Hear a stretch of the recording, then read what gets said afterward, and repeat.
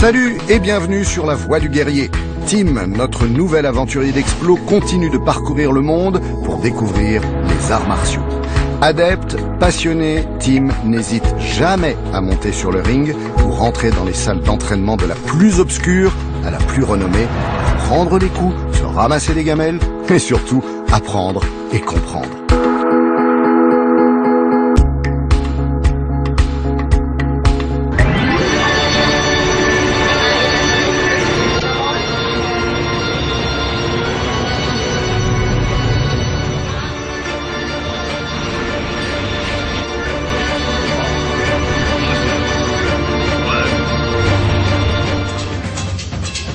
Après ma rencontre avec les lutteurs du Sénégal, j'ai choisi de traverser l'océan.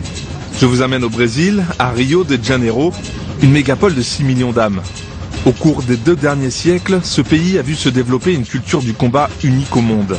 Aujourd'hui, ces sports ont même remplacé le foot. Alors qu'est-ce qu'on fait cette semaine ? Eh bien, nous allons rencontrer plusieurs grands maîtres d'arts martiaux.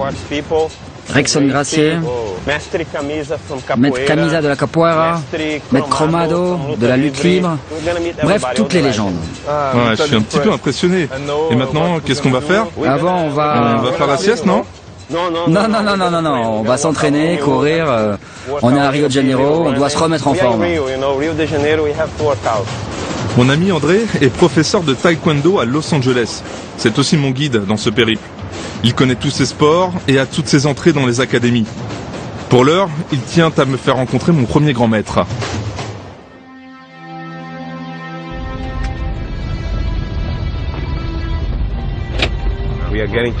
Et maintenant, nous arrivons dans une ferme écologique appelée Abada Capoeira. Ce lieu est une ferme retirée du monde, à 1 heure au nord de Rio.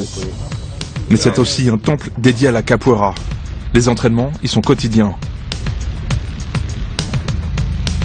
Et ici, le boss, c'est Maître Camisa. Pour me dévoiler son art, il a fait venir ses élèves de toute la région. Ah, il y a des animaux partout là, c'est une vraie ferme. Mais ce sont les animaux de la ferme qui me souhaitent la bienvenue.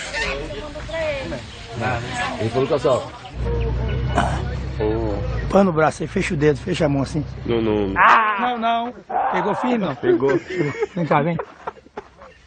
J'ai peur qu'elle me mange un peu quand même. Parce qu'elle a l'air un peu joueuse. La capoeira est née avec le Brésil moderne et signifie herbe coupée. C'est la lutte pratiquée par les esclaves. Mais très vite, elle leur fut interdite. Cette danse dissimule en fait un sport de combat redoutable. Au début du XXe siècle, à Rio, la capoeira se pratiquait sans musique et servait souvent à régler ses comptes. Puis Maître Bimba l'a sortie de la clandestinité. Aujourd'hui, le maître des lieux, Maître Camisa, a repris le flambeau. Ici, dans ce centre, on se préoccupe vraiment d'écologie. On tient absolument à vivre en harmonie avec la nature, les animaux, les hommes, l'harmonie au naturel. La capoeira, le nom de capoeira vient de là, du tapis de verdure de la montagne. Les corps se balancent, ils dansent, mais chaque geste est un coup. Les instruments rythment l'affrontement, mais excitent aussi les adversaires. C'est le combat qui se prépare. C'est ça la capoeira. L'homme en communion avec l'eau, le ciel et la nature. Ici, c'est ça notre objectif. Réunir les hommes, les animaux et la nature en harmonie.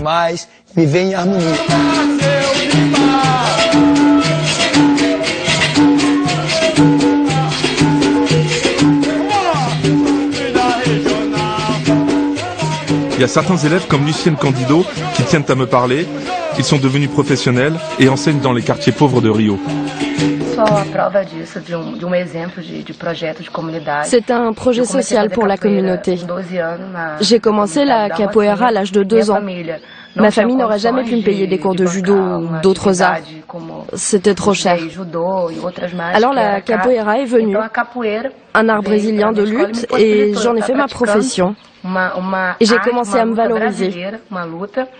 Et puis, je suis devenue professeure de capoeira. J'enseignais aux enfants que la capoeira est un art brésilien, de culture brésilienne, et qu'eux aussi pouvaient en faire leur profession.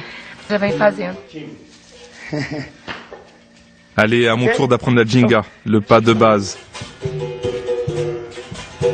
Ce mouvement de balancier sert à éviter les coups et à feinter l'adversaire. Mais franchement, côté rythme, pour moi, il y a encore du boulot.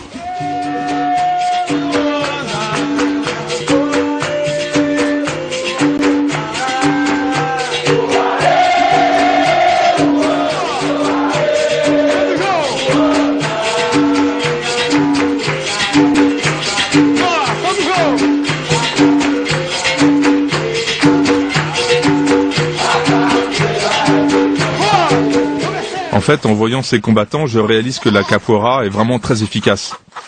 C'est le premier art martial qui mélange toutes les techniques de combat importées par les Africains. Mais aujourd'hui, en ville, la plupart des jeunes pratiquent aussi le MMA, c'est le Mixed Martial Art, les arts martiaux mélangés qui combinent toutes les techniques de combat.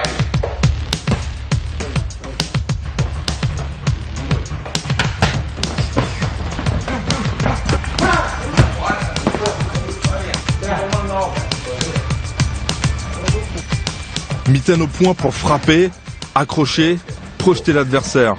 Les combattants du Renovation Fight Team travaillent leurs conditions physiques. Implanté dans un quartier populaire, l'académie abrite des graines de champions. Et ce club est encadré par Marcio Cromado.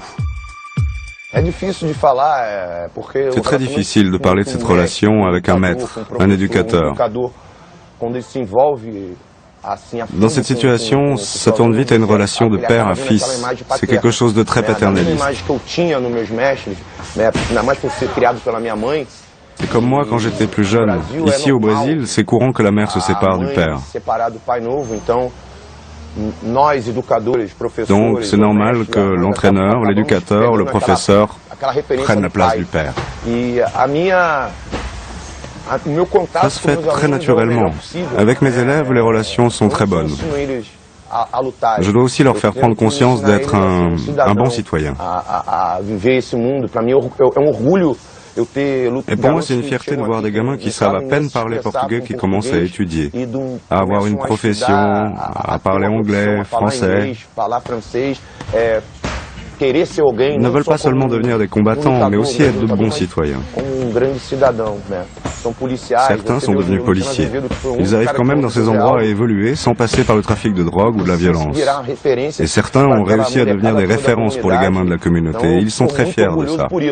Très fiers de ne pas avoir choisi la vie faussement facile que donne le trafic de drogue et d'être en même temps un combattant, un lutteur professionnel. Avec les pros, je passe d'un atelier à l'autre. Mon rythme cardiaque monte très haut, mes muscles me brûlent. Ces exercices répétés avec intensité travaillent le gainage et l'explosivité.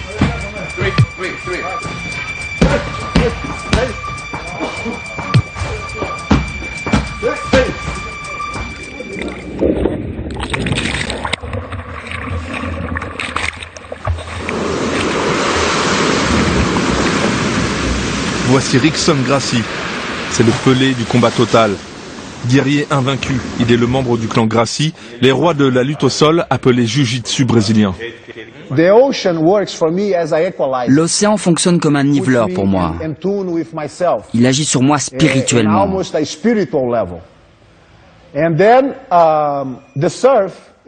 Le surf me permet de rester en contact avec l'eau. Je ne me mets pas la pression pour être un bon surfeur. Aucune pression pour maîtriser une technique, contrairement à certains de mes amis. Aucune pression pour être le meilleur.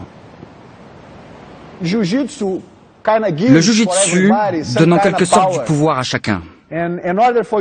Pour être à l'aise sur l'eau, vous devez d'abord être à l'aise en tant qu'homme, car les autres vont essayer de vous intimider et de vous voler votre vague. Plus vous serez fort à l'intérieur, plus vous surferez en paix. Voilà le lien entre les deux. Les surfeurs veulent avoir confiance en eux, ce que leur apporte le jujitsu. Les pratiquants de jujitsu veulent obtenir la spiritualité de l'océan et du surf. C'est une belle fusion, je trouve. Je ne pourrais pas vivre sans le surf et je ne pourrais pas vivre sans le jujitsu.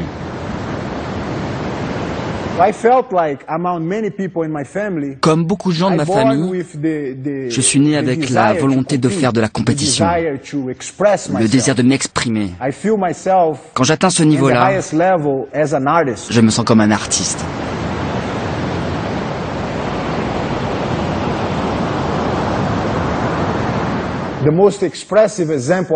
L'exemple le plus frappant de ma vie, c'était lors de mon premier combat professionnel contre King Zulu à Brasilia.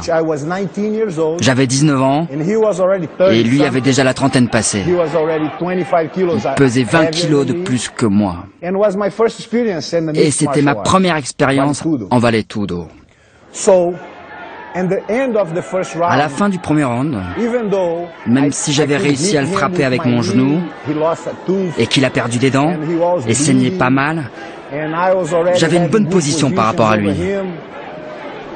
Mais j'étais tellement fatigué qu'à la fin des 10 premières minutes du premier round, je suis allé voir mon père dans le coin et je lui ai dit que je ne pouvais pas y retourner. Et mon père ne m'écoutait pas. Il me disait que je me débrouillais bien, que je devais y retourner et botter les fesses. Après ça, mon frère a pris un seau d'eau glacée et me l'a versé dessus.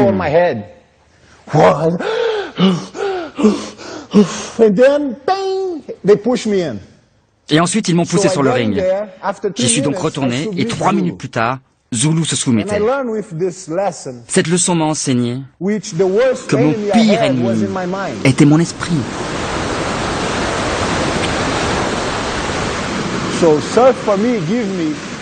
Alors le surf me permet d'avoir une totale maîtrise de moi.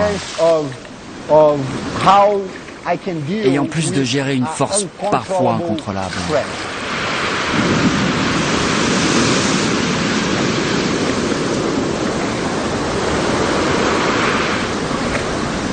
Grand guerrier, vieux sage. Nous sommes nombreux à avoir mis nos pas dans les siens. Adolescent, grâce à l'arrivée d'Internet, je regardais ces combats avec la même ferveur que mes copains supporters de foot. Le MMA, c'est aussi une histoire d'anciens. Ex-ministre des Sports de l'État de Rio, Alberto Barreto était le combattant vedette des Gracie dans les années 50. Le programme, ça s'appelait Éloge du ring. Ces combats, conçus pour la télévision, étaient diffusés sur une chaîne qui s'appelle TV Continental. On se battait tous les lundis.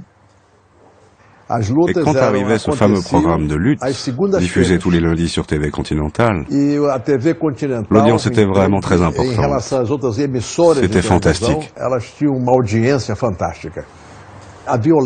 La violence que faisaient jaillir ces combats n'était pas du goût de la société conservatrice. C'était considéré comme quelque chose de très mauvais, de négatif. Mais même avec cet a priori négatif, l'attraction de la violence était très grande. À notre époque, la différence, c'était que nous, on utilisait toutes les techniques de combat. Les techniques de défense et d'attaque. On utilisait tout. La boxe, la capoeira, le wrestling, le judo et la lutte au sol. Maintenant, je vous présente Euclide Pereira, 72 ans, 30 années de ring. J'ai vérifié son palmarès, il a gagné 300 combats. À l'époque, c'était le roi du Vale Tudo, qui veut dire tout est permis en brésilien. Euclide me montre ses frappes avec les paumes. Les mains ouvertes font plus mal que les poings fermés, m'assure-t-il. Je le crois sur parole, d'autant plus qu'il revendique une dizaine de KO, rien qu'avec cette technique. Pour ce cours, le vieux combattant ne me touche pas, mais je sens la puissance de ses coups. Et franchement, je n'aurais pas aimé être face à lui sur un ring.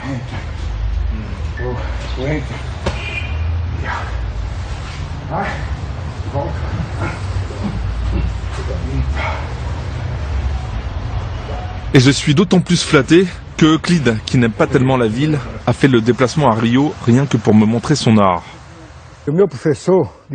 Mon professeur de boxe me disait que je devais être comme Rocky Marciano.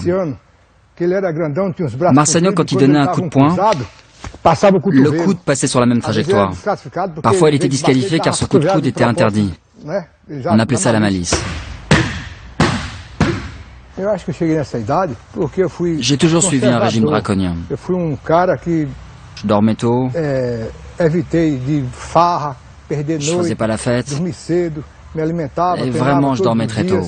Encore aujourd'hui, j'ai la même rigueur qu'auparavant, mais je mange de tout. Et dans la série des grands maîtres, il y a aussi Leitão, 75 ans. C'est le scientifique de la luta livre, la lutte libre. C'est une spécialité brésilienne. Le but consiste à soumettre son adversaire en l'immobilisant, un jeu de force et de stratégie. When you mount, I should put my legs up. For you, as should be. Oh, so I do this. Look. Pass it on. Okay.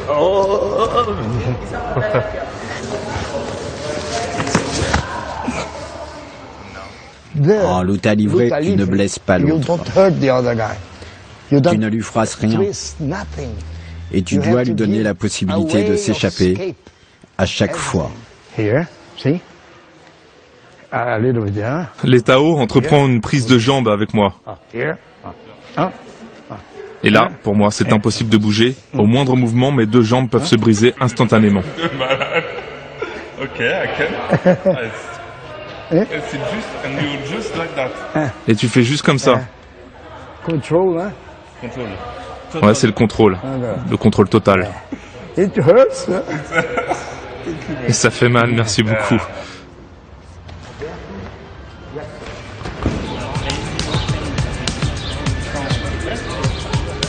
Après quelques jours passés à Rio, je dois bien admettre que la ville s'apprivoise. Il s'y passe toujours quelque chose, et les gens y sont enthousiastes. Mélange d'un héritage africain et caribéen, pays racine du combat total, c'est guerrière, et ces guerriers sont en paix.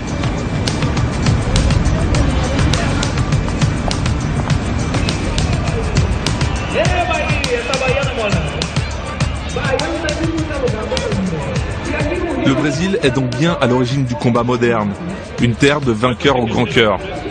Jiu-jitsu, lutte libre, capoeira, à mes yeux, ils sont avant tout des artistes.